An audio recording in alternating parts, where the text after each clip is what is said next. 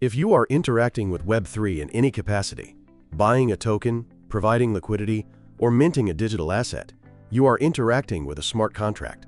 They are the fundamental building blocks of the entire decentralized economy. Yet, they are also the source of the most catastrophic financial losses in the space when misunderstood. This guide covers what smart contracts actually are in 2026, the mechanics of how they execute, the critical limitations developers have to engineer around, and what you need to verify before you trust them with your capital. They aren't contracts. Before we look at the code, we need to clear up the terminology. The name smart contract is notoriously misleading. They are not smart in the sense of artificial intelligence. They cannot think, adapt, or make judgment calls. They are entirely deterministic. If X happens, then execute Y. They are exceptionally dumb, rigid sets of instructions. They are also not contracts in a legal sense. A legal contract relies on human interpretation and the threat of state enforcement. A smart contract relies purely on cryptographic math and consensus. A better mental model is to think of them as decentralized back-end APIs or programmable state machines. They are simply code deployed to a blockchain that anyone can interact with, but no single entity can secretly change or take offline. What actually happens on-chain? To understand how they work, you have to understand the environment they live in. Let's look at the Ethereum virtual machine, or EVM, which remains the foundational standard for most networks today. When a developer writes a smart contract, usually in a language like Solidity or Viper, they compile that human-readable code into raw bytecode. This bytecode is then deployed to the network in a special transaction. The blockchain assigns this code a unique address. From that moment on, the code lives on the blockchain permanently.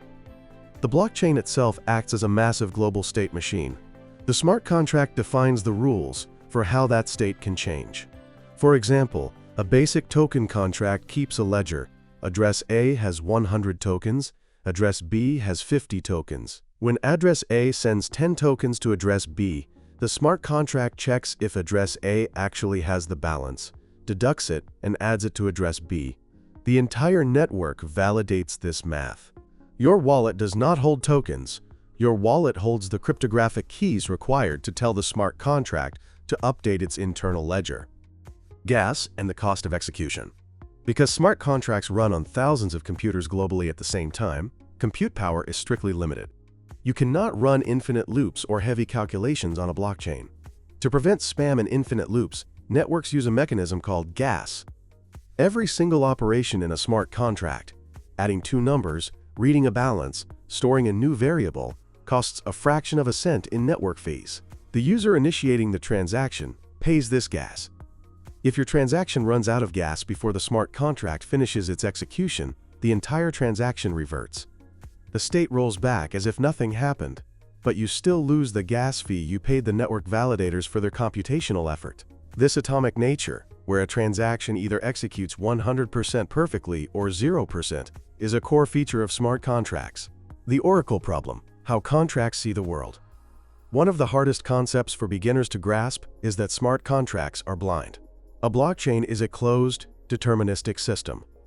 A smart contract on Ethereum cannot natively check the price of Apple stock, check tomorrow's weather, or even know the current off-chain price of Bitcoin. If a smart contract cannot see the outside world, how do decentralized lending platforms liquidate bad loans based on real-time price drops? They solve this using oracles. Oracles, like Chainlink or Pyth Network, are specialized decentralized networks that fetch off-chain data, reach a consensus on its accuracy, and push that data on-chain into a dedicated smart contract. Your DeFi application then reads the price from that Oracle contract.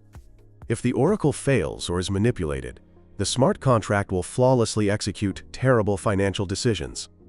Understanding that smart contracts are only as secure as their data feeds is critical for risk management. The illusion of immutability, proxy patterns. You will often hear that smart contracts are immutable, that once deployed, the code can never be changed. In 2026, this is technically true, but practically false for most major protocols. Developers realized early on that if they deployed buggy code, immutability was a nightmare. To fix this, the industry adopted the proxy pattern. Instead of interacting with the logic contract directly, you interact with a proxy contract. The proxy holds all the user balances and state, but it delegates the actual computational logic to a separate implementation contract. If the developers need to upgrade the protocol, they don't touch the proxy or your balances. They simply deploy a new implementation contract and point the proxy to the new address. This means the rules of the smart contract you are using can change if the developers control the proxy admin keys. Always check if a contract is governed by a multi-sig wallet or a decentralized autonomous organization, DAO, rather than a single developer's private key. Why they matter? Composability and atomic execution. Despite the risks, smart contracts have revolutionized finance through a concept called composability. Because all smart contracts on a network share the same environment, they can plug into each other like Lego bricks. A developer can build a new protocol that borrows liquidity from Aave, swaps it on Uniswap, and deposits it into Yearn Finance, all within a single line of code. The most extreme example of this is the flash loan. Because transactions are atomic, a smart contract allows you to borrow $100 million with zero collateral, provided you return the $100 million plus a fee by the end of the exact same transaction block. If your complex series of trades doesn't generate enough profit to repay the loan at the end of the execution, the smart contract simply reverts the whole process. The loan never happened. This level of frictionless, permissionless financial engineering is impossible in traditional banking. What to check before you sign? Before you let a smart contract interact with your wallet, you must understand what you are approving. When you use a decentralized exchange, the first step is an approve transaction. You are mathematically granting the smart contract permission to withdraw tokens from your wallet. Historically, DApps asked for infinite approvals to save users future gas fees. In 2026, modern wallets flag this as a critical security risk. Always edit the spending cap to the exact amount you intend to trade. Use transaction simulation. Modern wallet extensions and tools like Tenderly will run the smart contract code in a sandbox environment before you hit confirm. The simulation will explicitly tell you, if you sign this, you will lose exactly 500 USDC and gain exactly 1 NFT.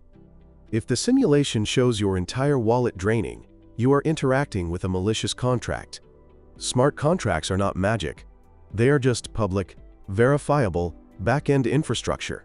Treat them with the same healthy skepticism you would any piece of financial software.